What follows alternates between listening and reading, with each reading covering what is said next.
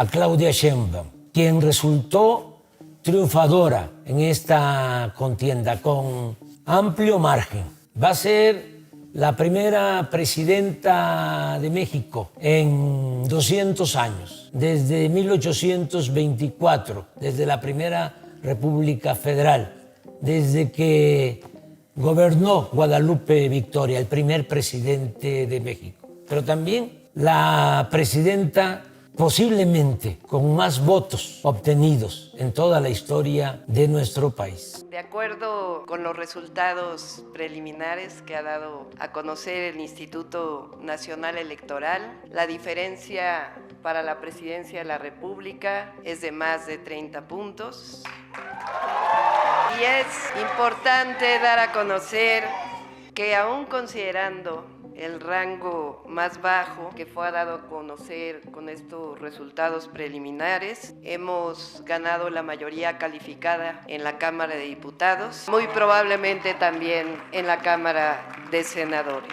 Amigas, amigos, mexicanas, mexicanos, confieso que estoy muy contento, orgulloso de ser el presidente de un pueblo ejemplar, el pueblo de México.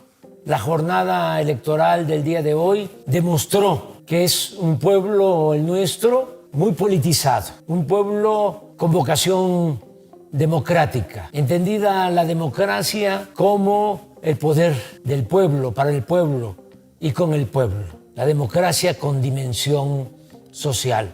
Me entristece saber que la mayor parte de mis compatriotas volvieron a colocarse las cadenas que les quitamos. En los 80s y los 90s volvieron a votar para que hubiera un solo partido, una sola voluntad. Hoy, lamentablemente, hay una priorización de millones de mexicanos por recibir dinero en efectivo, dinero líquido, dinero, digamos, que se puede usar en los programas sociales. Ten la certeza que ya está listo el equipo para el recuento en cada uno de los 300 distritos electorales y así asegurarnos que tu voto cuente. Por lo pronto, son 80% de las casillas donde solicitaremos revisión de voto por voto. Hasta este momento, el INE ya aceptó el recuento en por lo menos el 60% de las casillas. Vamos a defender el voto de todas y todos, de la elección presidencial, gobernadores, senadores, diputados federales, diputados locales y presidentes municipales. No nos debe de extrañar nada en cuanto a ese comportamiento.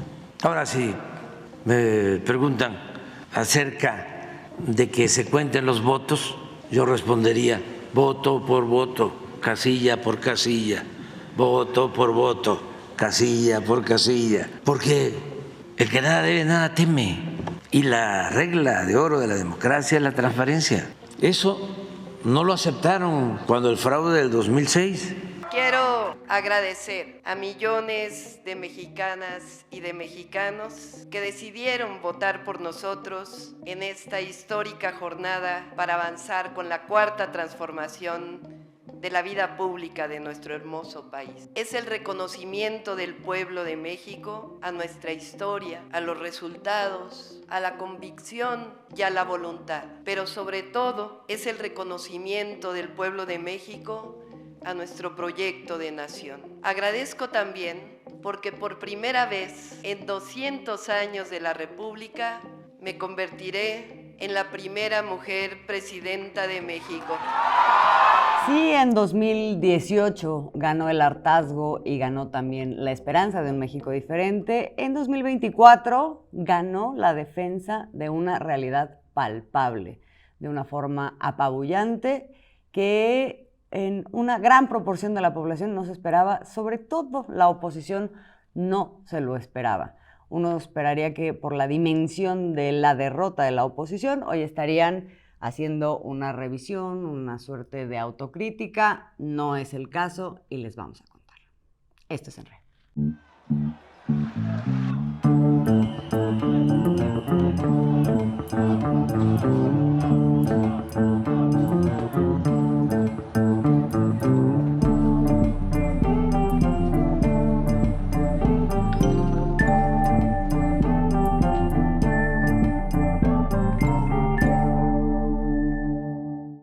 Bienvenidas, bienvenidos a una emisión más de En Red. Somos Alina Duarte, Óscar Camacho y Azul Alzaga. Y vamos a hablar de los saldos de la jornada electoral que se dio el domingo pasado, en donde, pues ya vamos conociendo cada vez más información sobre estos resultados. Hay que recordar que estamos hablando de la elección más grande de la historia de nuestro país. No solamente estaba la presidencia en juego, también estaba en juego el Congreso Federal, una serie de gobernaturas estatales. Estamos hablando de 8 más la Ciudad de México y también casi todos los gobiernos municipales, casi todos los congresos locales en la República Mexicana. Entonces no es cualquier cosa y sigue fluyendo la información. Ahora, de la información que ha fluido, nos vamos enterando de que se trata de un triunfo abrumador por parte de Morena y su coalición. Estamos hablando de un triunfo de Claudia Sheinbaum por más de 30 puntos de diferencia con su más cercana competidora, que era Xóchitl Gálvez, y eso se traduce en más o menos 33 millones de votos. Estos son más votos de los que obtuvo en 2018 Andrés Manuel López Obrador. También estamos viendo que se alcanza la mayoría calificada en la Cámara de Diputados, casi se alcanza en la Cámara de Senadores, y esto posibilita el plan C del que se ha estado hablando a lo largo de toda la campaña. ¿Qué significa esto? Que se podrán llevar a cabo reformas constitucionales que se tienen contempladas.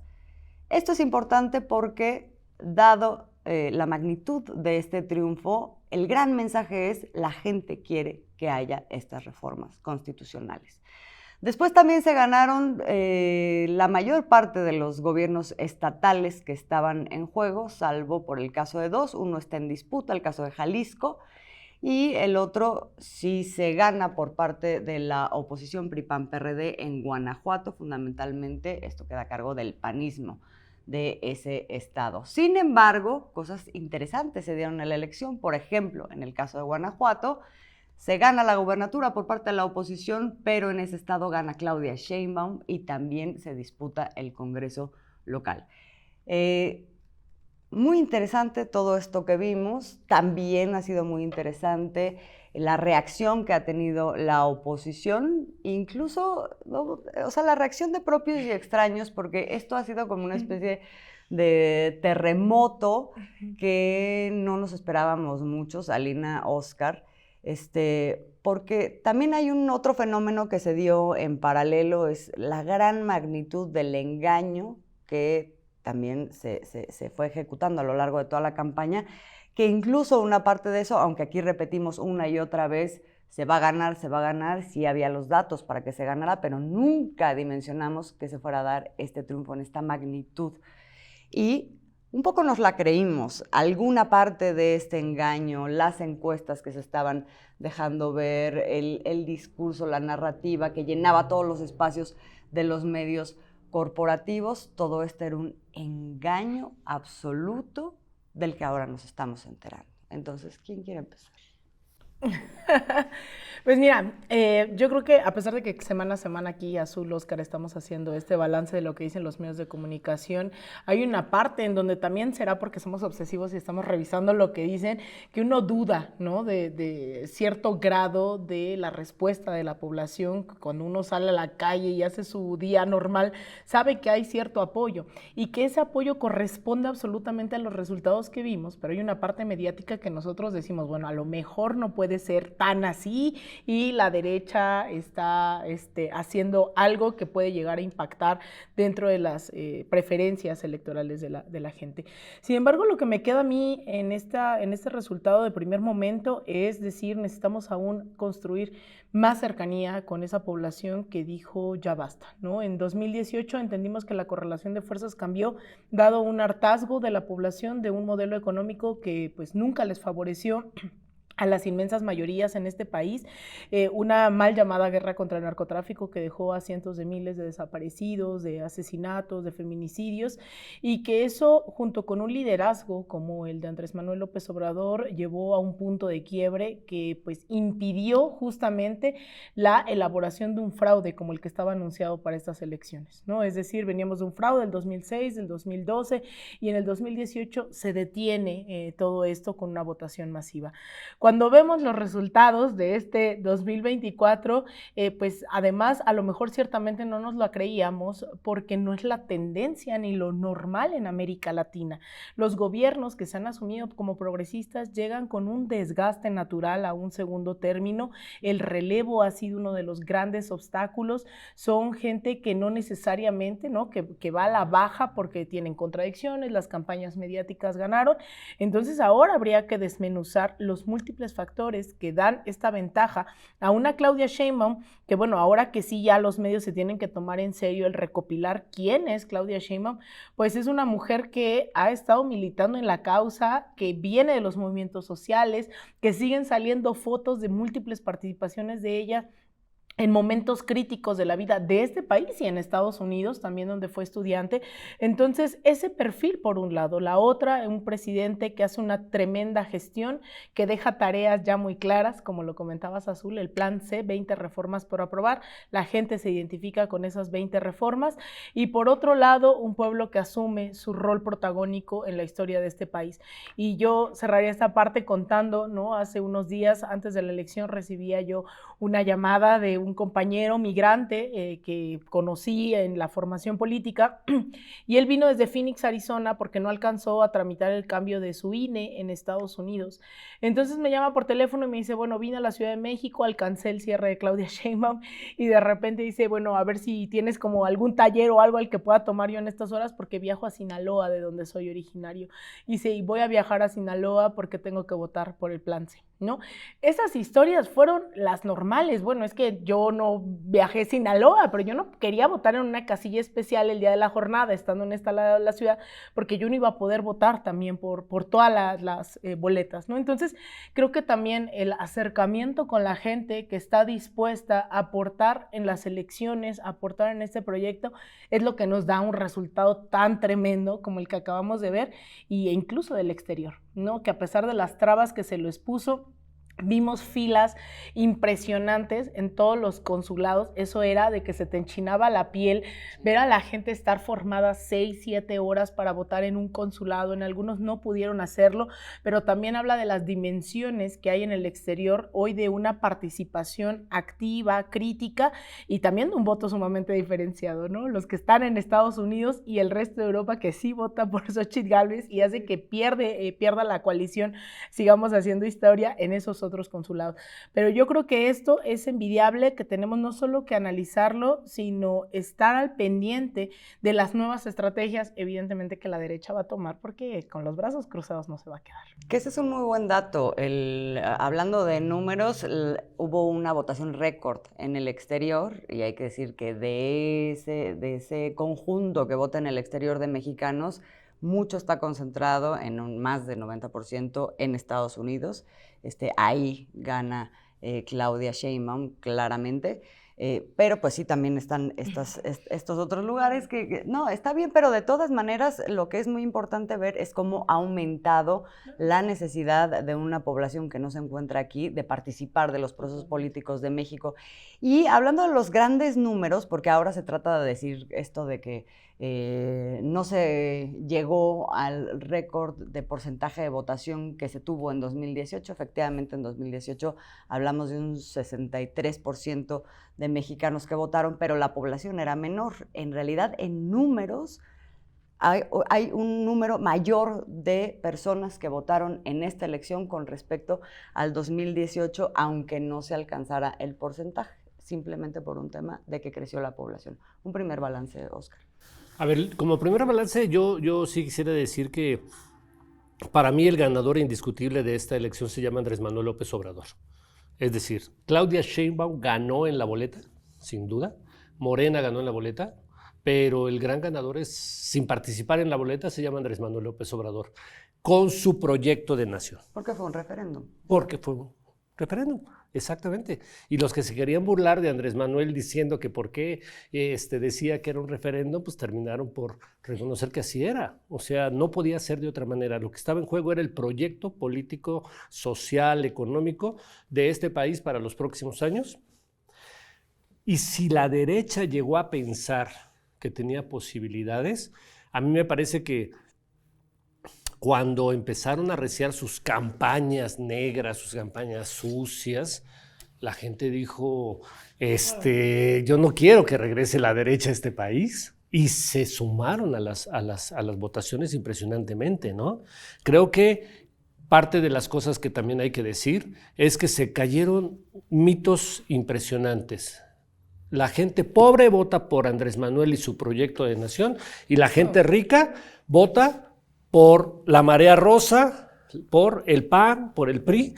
Es un gran dato. Es un gran dato porque ya hay encuestas que están segmentando la votación y entre la clase media alta y la clase alta de este país, de cada 10, 6 votaron por Claudia Sheinbaum, Morena y el proyecto del presidente López Obrador.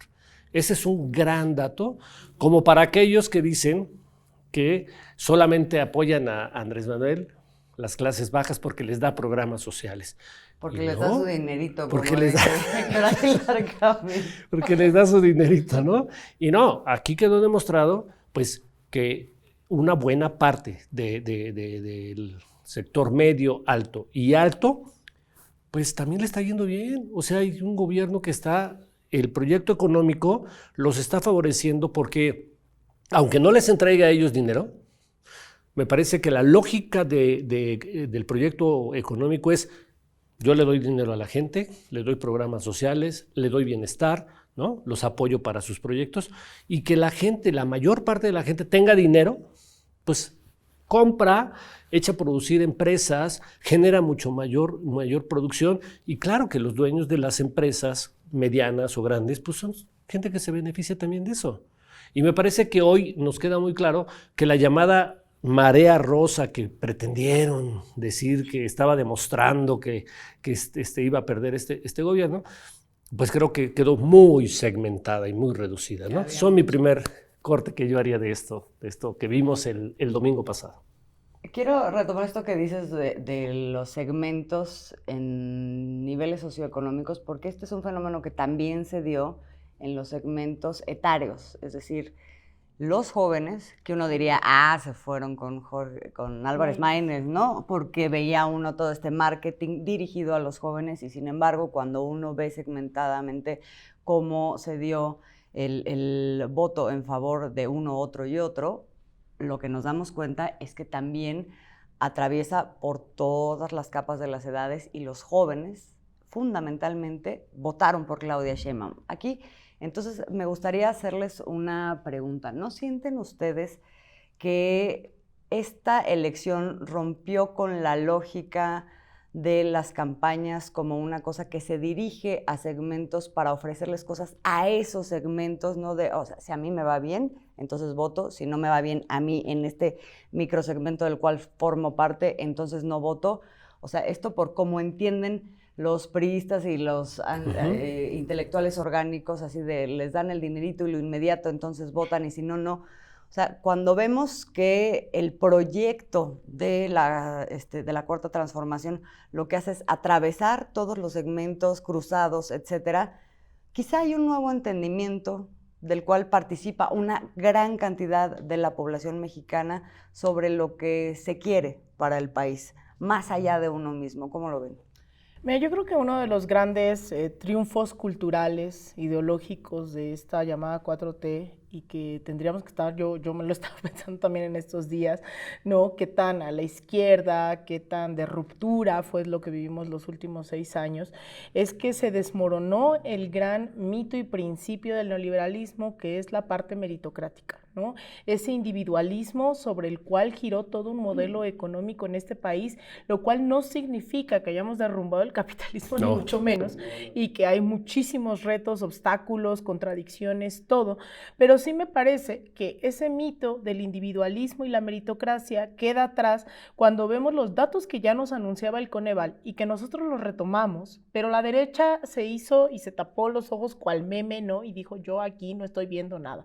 Y en esas cifras que nos daba hace unos meses el Coneval, indica la disminución de la brecha de desigualdad. Eso no implica que los ricos se hicieron pobres y que los pobres se hicieron ricos. Significa que hay una mejor redistribución de la riqueza que permite que los sectores populares con menores ingresos históricamente ahora tengan una capacidad adquisitiva que permite incluso también que a muchos empresarios les vaya bien. Claro. Entonces, aquí no es esta lógica del malvado gobierno comunista que está expropiando, que está acabando, que se van a meter a tu casa y te la van a quitar y van a anular la propiedad privada. Es que eso no está ocurriendo. Eso ocurre en el Twitter de Alarraqui, de Pedro Ferriz de Con, de toda esta gente nefasta, pero eso no ocurre fuera de eso. Hay un video ahorita que señalas eso que valdría la pena ver, de cómo el grupo tan representativo de la derecha, que es Alarraqui, que es Ricardo Alemán, ¿no? Todo este grupo de periodistas que se dedicaron a lanzar odios a lo largo de la campaña, están derrotados de una manera impresionante. A mí sí me gustaría ver ese video. Vamos a escucharlo. Vamos. Se vaya a la chingada, la odio. Luis Carlos Ugalde en la mañana empezó hablando de fraude. Va a ser la peor presidenta de la historia, va a ser una pinche dictadura de quinta. Y nos tenemos que ir. No, ¿todos? yo no me voy. Yo lucho por México, perdón. Yo no. O sea, ¿tú no te vas de aquí? No. Te van a quitar tu casa, te van a meter aquí en San Que me la quiten, a ver. Pero en general, ¿no? Están como borrachita la oposición, es decir... Tienen una cruda tremenda. Pero esa cruda... de no entender qué fue lo que pasó. O sea, y lo único que hacen es empeorarlo, Azul. Sí, lo único que hacen es... Dice, no entendemos, ¿no? Lo que ya hay que hablar y hay que, o sea, en el mejor de los casos hay una autocrítica, un Loret de Mola, ¿no? Que dice como no queremos ver lo que está pasando, son 30 millones de votos, no chistaron cuando fue el fraude del 2006, cuando fue una diferencia de 200,000 y el fraude fue brutal, fueron parte de esa complicidad, pero ahora que son tantos votos de diferencia están absortos. Pero lo que veo es que nuevamente, en vez de tratar mínimamente de entender lo que pasó, lo único que hacen es aventar, ahora sí que no sé cómo decirlo, que no sea mierda contra el ventilador. O sea, les está salpicando todo porque entonces responden diciendo cosas como entonces no le voy a dar propina al mesero, no le voy a dar propina al viene, no le voy, porque es su culpa, porque, o sea, les aflora ese clasismo que no entienden que por eso la gente no votó por ellos. Entonces, es totalmente, o sea, es una belleza en ese sentido y al mismo tiempo viendo lo que me ha tocado vivir en otros países, también es preocupante porque las derechas no son democráticas y están gritando fraude, vaya, en su grupito y sus chats de WhatsApp seguramente eso pega y se la vuelven a creer ellos nuevamente, pues se creyeron la encuesta de Massive Caller, se creyeron sus propias mentiras, pero también creo que lo más o de lo más relevante no solo es la victoria de la 4T tan contundente, sino también la reconfiguración partidista que vamos a ver ya en los próximos meses. Se acaba, yo sé que pues aquí nuestro querido Oscar Camacho se pone luego ahí de infiltrado en la marea rosa. Ahora amarillo PRD. El PRD que va a desaparecer. Mis condolencias, querido Oscar. Pero estamos viendo eso, estamos viendo que ahora estos discursos de derecha no lograron triunfar, pero sí logran inmiscuirse los discursos de ultraderecha, que ya no se ruboriza con decir vamos a acabar con esta bola de nacos, vamos a no sé qué, vamos a ser clasistas, racistas, misóginos, transfóbicos, y ahí hay muchos levantando la mano para las próximas elecciones. Sí, ahora sí nos dimos cuenta de, dados los resultados, cómo ese discurso a la mera hora no penetró.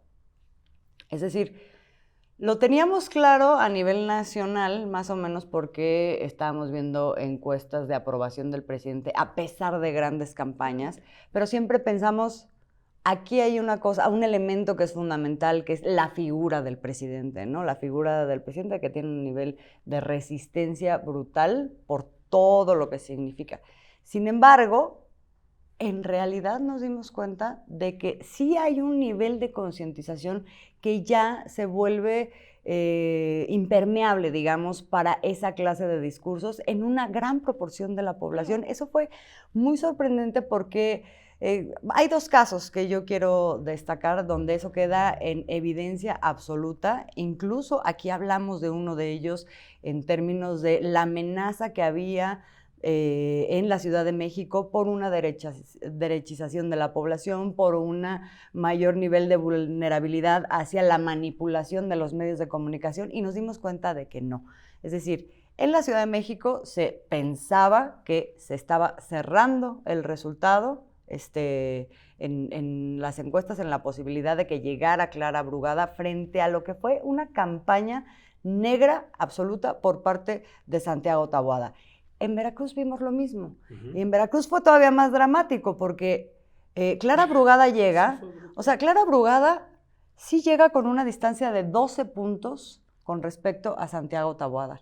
También gana el Congreso local de manera calificada, también se recuperan alcaldías que se habían perdido. Es decir, el triunfo aquí en la ciudad fue monumental. Pero en Veracruz es que la realidad que uno veía en los medios de comunicación y lo que vimos como resultado de la elección es de verdad como dos universos paralelos. O sea, Rocío Nale llega con un triunfo 2-1 sobre su más cercano competidor y gana todos los distritos, o sea, 28 de 29 distritos, el Congreso, el Senado, o sea, Veracruz está hoy pintado de guinda a unos niveles que sí entiendo que de pronto para la oposición sea muy difícil entender, ya lo dices tú, o porque se creyeron sus mentiras, o porque no pueden soportar el hecho de que los mecanismos con los que siempre han ganado hoy no funcionan. Sí, y me gustaría resaltar algo que también creo que está ahí y que vale la pena desde mi punto de vista señalarlo. A ver, sí ganó Andrés Manuel, sí ganó Claudia, todo eso, pero me parece que lo que estuvimos viendo en las urnas es el espíritu de un proyecto en la gente, la reivindicación social de los que menos han tenido en este país. Porque voy a poner un ejemplo. O sea, en materia de seguridad, el gobierno de Andrés Manuel ha hecho todos los esfuerzos y ha parado la delincuencia, las tendencias que llevamos. Pero todavía es una materia pendiente en este país, todavía atender y bajar totalmente la cuestión de la inseguridad que nos dejaron los gobiernos de Calderón y de Peña. No es cualquier cosa, se empezó, pero es todavía un pendiente. Y sin embargo, la gente, creo que esa parte dijo, órale, te estoy dando chance, no se quita de la noche a la mañana, pero lo más importante me parece que es ese espíritu de los abandonados, de los olvidados, de los marginados durante siglos, durante años. Dice Galeano, ¿no? Los nadie que hoy dicen, este es el proyecto que quiero, este es el espíritu que me ha imbuido un presidente como Andrés Manuel López Obrador cuando dice primero los pobres por primera vez en nuestra historia, ¿no? Y creo que eso estuvo muy presente. Y lo vimos materializar. Y lo vimos materializar. Y cuando digo que la parte de la seguridad es algo que terminó por no influir mucho, es porque en el estado que tiene y presume los mayores índices de seguridad que son reales, que es el estado de Yucatán, con un gobernador panista, terminó por ganar la elección Morena también. Gran sorpresa. También, tremendo. sí. Por la creación de empleos y todo el proyecto que presentó el presidente Andrés Manuel López Obrador. Entonces la gente en Yucatán no votó por mayor seguridad, votó por un proyecto de nación que le da dinero, que le empleos, que le da la posibilidad de ser alguien en la vida. Eso me parece muy importante. Y que son las rebeliones en realidad que hemos visto en América Latina en los últimos 20 años y que nuevamente vengo a los retos, ¿no? Yo vengo de pesimista, rumbo a lo que viene, porque ahí están los pueblos resistiendo y tenemos muchos horizontes de cómo se ha rebelado, ¿no?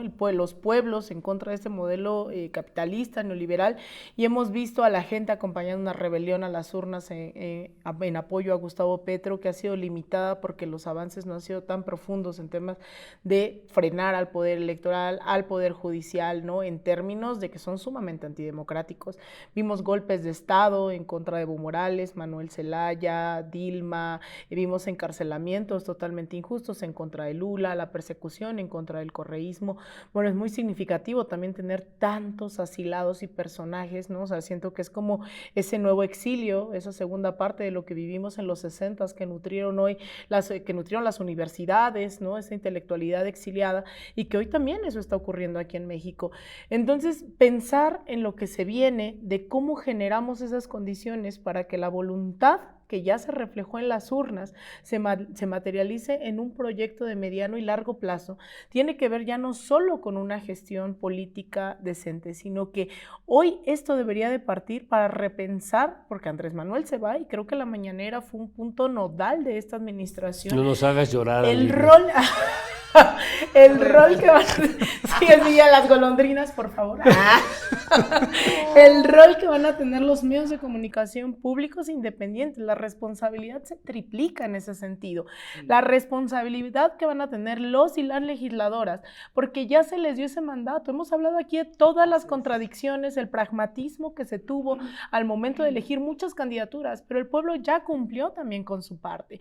Y en el segundo uno, en octubre, tendrían que, bueno, ellos entran antes, además, tendría estarse yendo Andrés Manuel el 2 de octubre, el 1 de octubre, ya con legisladores discutiendo las reformas, las 20 reformas. O sea, es que esas son las tareas que ahora hay que presionar, porque el pueblo lo dejó todo. Les pidieron votar por tal, y no votaron solo, o sea, fue una forma avasalladora. O sea, a mí me parece eso brutal, pensando en el respaldo que tiene tanta legitimidad Claudia Sheinbaum. Yo entiendo que Andrés Manuel dejara a mitad de su sexenio las grandes reformas, la nacionalización del litio, porque en los primeros años era complicada en esa correlación de fuerzas. Ya se politizó a la ciudadanía. La ciudadanía ya acudió al llamado de ir a las urnas, pero ahora hay responsabilidades por todos lados que a mí me parece que por ahí tenemos que estar insistiendo ya en los próximos años. Sí, lo primero es que la responsabilidad ciudadana no se acaba en haber ido a las urnas. Ahora justamente se tiene que dar una presencia fundamental, porque además vas a tener del otro lado una gran presión también. Claro. Es decir, lo que se planteó como el inicio del cambio de un régimen en donde se separa el poder político del poder económico, llegó a un tope con Andrés Manuel López Obrador. Y ahora se plantea profundizarla, ahora sí, con miras a partes del régimen. No, pero aspectos del régimen que eran intocables, fueron intocables a todo lo largo del gobierno de Andrés Manuel López Obrador. Estamos hablando del Poder Judicial, estamos hablando de los órganos autónomos y de todos esos enquistados que hacían que lo que se avanzara fuera como milimétrico, y en algunos casos hasta dieron marcha atrás, como en el caso de la reforma eléctrica, por ejemplo, ¿no? Con el Poder Judicial. Ahora lo que se está planteando, si todo eso se reforma, pues estamos hablando de que se afectan intereses fundamentales, y ya vimos una primer reacción en los mercados financieros. Claro. Duró un día, sí, es cierto, pero yo creo que eso va a estar muy latente, va a ser muy importante, y por eso la contraparte tiene que ser abrumadora, o sea, tiene que tener una abrumadora presencia, que no es nada más a través del voto. No se le puede dejar solo ni a Claudia Sheinbaum ni al Congreso en todo lo que va a ser una tarea para seguir, ni a Clara Brugada, para seguir avanzando en este proyecto. Sí, el reto es cómo incorporar a toda la ciudadanía, porque no hay espacios en México todavía de participación ciudadana que sean cotidianos. Sí, ¿no? ¿A dónde acudir? Por ejemplo, voy a citar de la vida cotidiana. ¿Qué espacios abre la izquierda para que en mi calle me arreglen los baches? Voy a decir cosas de la vida cotidiana. Para que arreglen una fuga de agua. A veces no existe. O la burocracia lo impide, ¿no? O la burocracia lo impide. ¿Cómo voy a lograr qué padre que ya el presidente Andrés Manuel echó a andar muchos hospitales, se está recuperando la infraestructura? Pero yo llego al Seguro Social y me topo con una persona que me dice, tráigame 12 papeles para que yo lo pueda dar de alta. Es una bronca. Aquí recupero eso que decía Paco Ignacio Taibo, que decía, el siguiente paso de la cuarta transformación tiene que ser la desburocratización del gobierno. Y la desburocratización del gobierno yo la traduciría en la humanización del gobierno. Y el poder popular. ¿No? O sea, por ejemplo, Exacto. quien sí, fíjense que lo estuvo planteando durante la elección, fue Clara Brugada, justamente, ¿no? Cuando dice, vamos a construir 100 utopías. Y entonces dice, pero vamos a hablar con la gente. O sea, porque también no es como que lleguemos y ahí te va una utopía. Claro, uno muy feliz, pero al final también tiene que ser la ciudadanía empoderada decidiendo qué va en su utopía, ¿no? Claro. O sea, si no hay condiciones de agua, si no hay condiciones de tal o cual cosa, bueno, pensar en una alberca, pensar en, ¿sabes? O sea, como ese tipo de cosas. Y también pensar, o sea, yo creo que en este momento la ciudadanía, incluida yo, sí pienso con mucha felicidad porque no son menores las 20 reformas. O sea, que a mi generación nos hablen de pensiones, que a mi generación nos hablen de vivienda, ¿no? O sea, todo ese tipo de cosas son un sueño, ¿no? O sea, definitivamente yo creo que ahí hay un plan muy ambicioso, por mínimo que sea, después de tan desmantelado que quedó el Estado, pero sí creo que hoy también tenemos la obligación de repensar cómo discutir, cómo nos involucramos, cómo exigimos también a los medios públicos, cómo exigimos a nuestros y nuestras alcaldes, alcaldesas, todo ese tipo de cosas, yo creo, y pasando por el partido. O sea, yo creo que Morena en algún momento como partido dudábamos, veíamos el 21 de hasta dónde creían que el arrastre obradorista iba a construir candidaturas, victorias. Ya llegó un 2024 en donde se construye, se decide el rumbo, pero también se cierran estas elecciones y les recuerdo que empiezan las elecciones del partido. El próximo mes de agosto comienza ya la elección de las nuevas dirigencias del partido. Se esperaron a que se extendió el plazo para que pasara esta elección y creo que también, así como en el 2024 cambia, ¿no?, la lógica de una mujer científica, es decir, se da un nuevo impulso en el gobierno federal. Yo creería que lo más lógico es que también la dirigencia de Morena corresponda a ese cambio generacional, a ese cambio ideológico, a esa profundización, o sea, que también el partido responda a ese segundo piso de la 4T, ¿no? Así que también ya luego estaremos hablando no de nada eso. más va a ser en términos, o no debería nada más de ser en términos de la asignación de puestos, ¿no? No. Sí, o sea, de cargos, porque a la mera hora tú tienes un proyecto, independientemente de quién llegue al cargo. Creo que a partir del momento en el que se tiene, lo que se tiene que dar justamente es esa presión para que se cumpla con aquello que forma parte del proyecto. Eso es lo que va a ser fundamental y eso creo que naturalmente también va a dar entrada a que se limpie, o sea, quienes no corresponden a esa fidelidad, entonces pues se van a ir escupiendo, como está pasando ahora con la oposición, y quien sí forma parte, pues ahí estará trabajando, ¿no? O sea, pero por eso, digamos, el trabajo que tiene que haber atrás y esa presión, pues tiene que estar de la militancia, de la ciudadanía, en fin, y creo que hay ensayos muy positivos que hablan de esta forma de entender el servicio público y el gobierno de una manera más horizontal y en donde está involucrada la ciudadanía en lo cotidiano. Por ejemplo, en el ámbito de la salud y en el ámbito de la educación, con estos programas en donde los recursos se bajan y hay comités en donde participan las comunidades para decidir de qué manera se va a gastar ese recurso, ¿no? Sí. O sea, creo que por ahí se puede seguir Ese avanzando. es el camino. Es un gran camino y bueno, sí, desde luego, grandes retos también. Y acabas de decir algo que me parece muy importante. El presidente Andrés Manuel López Obrador ha dicho durante mucho tiempo, ha hablado de esta revolución de las conciencias que se han dado en esta cuarta transformación, y de pronto creo que a muchos nos sorprendían algunas candidaturas. Voy a hablar de una muy específica, la de la hija de Ricardo Monreal en la delegación Cuauhtémoc de la Ciudad de México, y la gente le dijo no. O sea, los que votaron por Claudia, los que votaron por Clara Brugada, es decir, Morena, a la delegada, a la candidata a la delegación Cuauhtémoc, a la alcaldía Cuauhtémoc, le dijeron, por ti no. Ni a Rubalcaba. Ni a Rubalcaba, que era otro venía del PRI. Ajá. Pero este es un caso muy emblemático porque Rubalcaba de alguna manera venía del PRI y se trataba de acercar, ¿no?, a Morena. Pero el caso de Catarina Monreal, que es la hija de uno de los que fue precandidatos, o sea, fue muy claro. La gente le dijo, contigo no. Y es parte de la politización que se ha dado en este país. O sea, es que eso es lo maravilloso, que es decir, la gente dijo, o sea, también tenía límite, ¿no?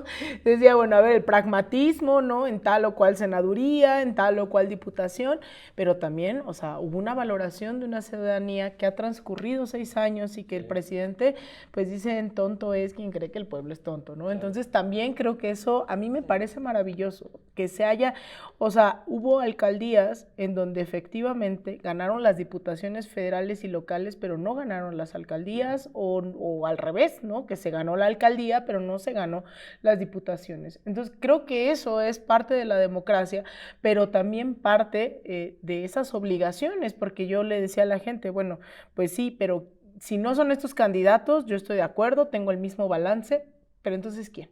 Solo no hay candidatos, no hay militancia al frente, ¿no? Claro, o sea, ahorita el costo es que tienes una Alessandra Rojo de la... Claro, exacto, a eso voy, es cómo construimos entonces esos liderazgos que uno dice, bueno, no, quítate, ¿no? Así, pero sí, y entonces lo impulsamos colectivamente, y creo que, bueno, va a haber elecciones en un montón de tiempos, ¿no? De años, así que yo creo que también ese es uno de los retos, cómo se construyen hoy los cuadros de esa transformación, ya no del segundo, sino del tercero, cuarto, quinto piso y lo que venga, ¿no? Y algo que vale la pena también, desde mi punto de vista, rescatar es que el triunfo de Claudia representa el triunfo de las mujeres en este país. Pero como ella dijo, no llegó sola, yo creo que lo dijo en varios sentidos, o sea, no llegó sola porque llegó con el pueblo en primer lugar, creo que es lo que quiso decir. Pero en segundo lugar, hubo muchas mujeres que triunfaron en este proceso electoral, creo que como nunca antes en México. Simplemente en las disputas por las gubernaturas ganó Rocío Nale en Veracruz, ganó, aunque sea de otro partido, pero ganó la candidata del PAN en Guanajuato, ganó Clara Brugada en la Ciudad de México después de que se pasaron haciéndole campañas infames en su contra, ¿no? Margarita, la de Morelos. Ganó Margarita, la de Morelos, ganó, si no me equivoco, por ahí me falta una, pero es un gran triunfo. Eso en lo visible, y habrá que hacer todavía el recuento, pero las mujeres participaron de una manera fantástica. A mí me parece protagónica. Creo que los avances en la ley que se dieron también en este gobierno, donde ya había también que meter paridad en candidaturas y todo esto, me parece sensacional, ¿no? Sí, es una forma de decir, o sea, esto como testimonio de un proceso que se ha venido dando, claro, que es reconocido por Claudia Sheinbaum cuando dice, no llego sola, llego con todo un movimiento que abarca muchas cosas, y dentro de eso el movimiento de las mujeres por conseguir una igualdad que les permita participar de la misma manera y tener condiciones las mismas. Y además no solo desde una lógica identitaria, ¿no? Que es lo mismo que hacía Xochitl, lo que hacía, sino con políticas y discursos profundamente claros, de reivindicación de clase, profundamente antirracistas. O sea, bueno, Clara Brugada, sus mítines eran, yo tendré un gobierno feminista, ¿no? O sea, no de mujeres, o sea, y poco a poco se le fue poniendo los apellidos también, esas consignas, claro, no solo de mujeres, ¿cómo? Exacto, ¿no? Y he hablado, incluso yo siempre retomo esto, el discurso que dio Clara Brugada hace varios meses en la inauguración de la Internacional Feminista en Iztapalapa, que también me parece un hito histórico, que ella haya sido como la que recibió a mujeres feministas, antirracistas, anticapitalistas de todo el mundo, y que ella haya hablado de esos feminismos en plural, pero además que gane una mujer que es la primera alcaldesa que logra implementar un sistema de cuidados. O sea, en los debates veíamos que todo el mundo ahora estaba interesado en los cuidados. Cuando en realidad, sí, pero la única que sí lo había llevado a cabo era alguien como Clara Brugada. Entonces a mí me emociona mucho porque esos son los avances de las luchas feministas en plural que nos han permitido desde votar hasta no solo ser candidatas, sino alcaldesas, jefas de gobierno, y ahora con la mujer más votada como la primera presidenta de México. Y eso es algo que yo creo que también tiene los reflectores, ahora que estuve muy cercana también a muchos de los observadores internacionales que vinieron a acompañar la elección. Ellos estaban muy sorprendidos, primero por lo que implica, ¿no? Un México ganando contrario a otros progresismos que están así como arañando, ¿no? A ver si llegan, a ver si hay una sucesión o no, pero también de los perfiles como Clara y Claudia. O sea, que no vienen solo de hacer vida partidista o solo de hacer vida gubernamental, sino que han venido lucha social, apoyando y que a lo mejor no se termina de dimensionar en estos momentos, porque yo sí veo que de alguna manera también ya nos acostumbramos y hay que sacudirnos esa costumbre de haberlas visto durante tantos años en la vida pública. Pero es que esto no está pasando en otras latitudes. Los grandes liderazgos... Y el caso de Clara es súper simbólico, porque no solo... Fíjate, no solo Clara se gana la candidatura de una manera, digamos, por su lucha social, sino que tuvo que hacer política porque no la querían, ¿no? O sea, no la querían poner, y ella y un movimiento de intelectuales, de políticos, de la gente de adentro de Morena dijeron, queremos a Clara Brugada. Claro, porque cuando se habla de la ganó. La 4T, también estás pensando en Clara, no solo estás pensando en Claudia, ¿no? Sí, no, claro. Totalmente, pero tiene que ver con una cosa, digamos, la representación de ellas como parte de una lucha social no tuvo una escisión en el momento en que fueron servidores públicos o servidoras públicas, sino que las políticas públicas que ellas implementan son a partir de toda una serie de recuperación de valores y de visiones que habían traído desde la propia lucha social. Eso son las utopías. Eso es el sistema de cuidados, eso es toda la forma en que Clara Brugada construyó una Iztapalapa que pasó de ser el basurero de la Ciudad de México a una de las alcaldías que genera mayor esperanza, ¿no?